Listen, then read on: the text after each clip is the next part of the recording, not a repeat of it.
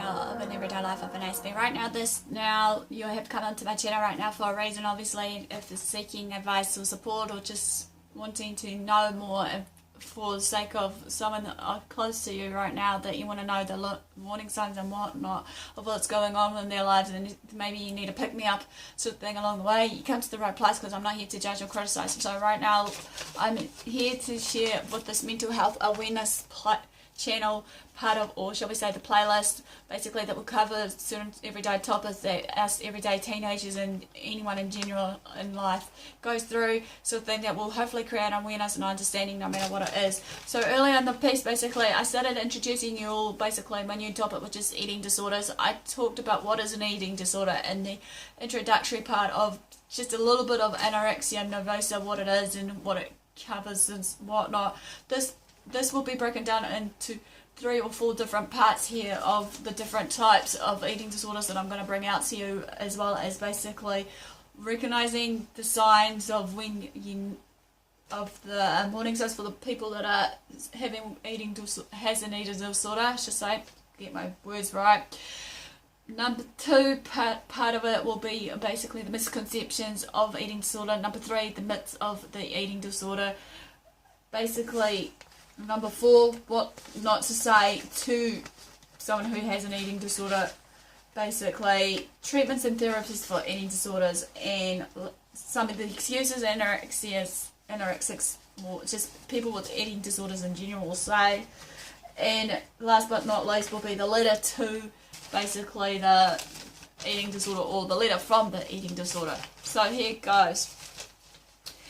Part 2. Binge eating, purge eating types.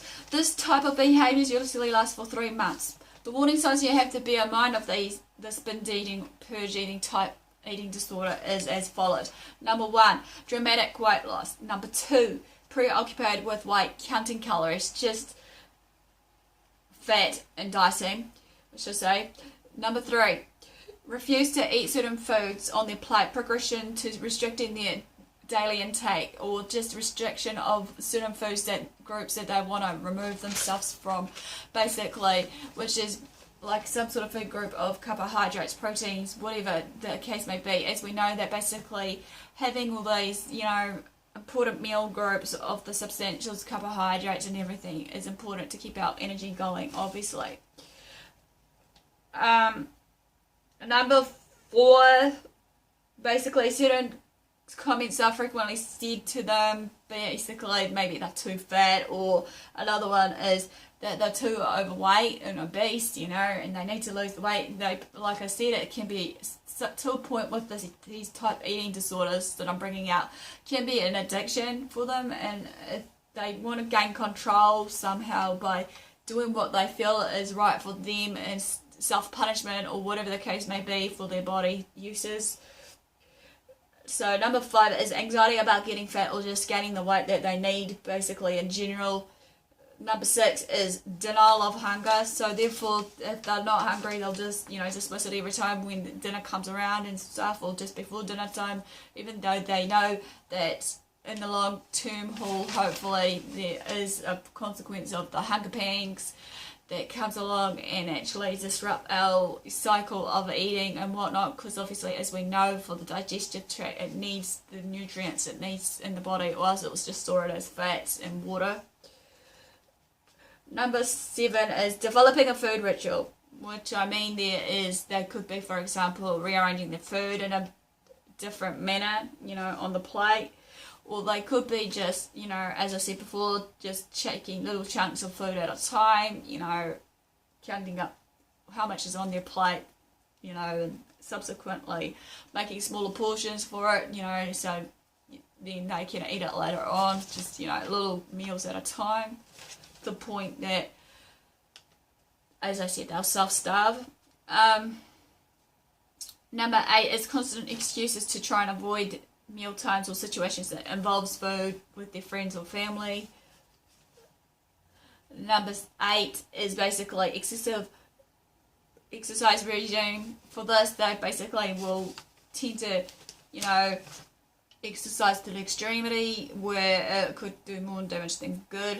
And then last but not least for this part is withdrawal from friends and everybody.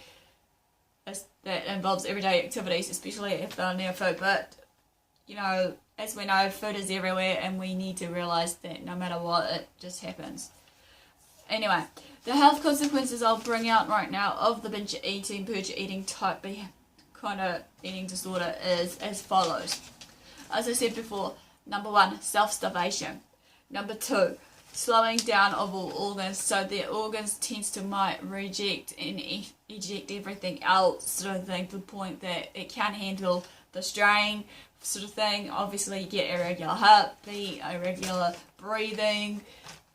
Sometimes their blood pressure could go up or down depending basically of what they're doing, of their activities. Maybe if they're going hardcore exercising, as in earlier what I mentioned. Another one is number 3, as I just read, abnormal and slow heart rate. Number 4 is basically low blood pressure. 5 is muscle loss and weakness. Number 6 is severe dehydration leading to kidney failure. Number 7, fainting, fatigue, and weakness. Number 8 is dry hair and skin, hair loss. So this basically ends part 2 of the series of the types of eating disorders. Give me the like for the thumbs up for support, as well as just giving me a thumbs up that you are showing that you are engaging. Please feel free to comment below your stories, maybe of how you broken through from these eating disorders, and that, so that we can create a positive chain here of what's going on around us and whatnot, so that hopefully everyone else can actually understand what's going on in their life, as well as anyone else, sort of thing. I know many people may not want to hear it, or just may not want to share their stories. That's fine, the choice is theirs basically. So, and all further ado, guys, thanks for watching. Don't forget to subscribe to my channel, as well as sharing basically, and love yourself, love what you do what you love, and be kind to yourself and others out there, and I'll see you all again soon.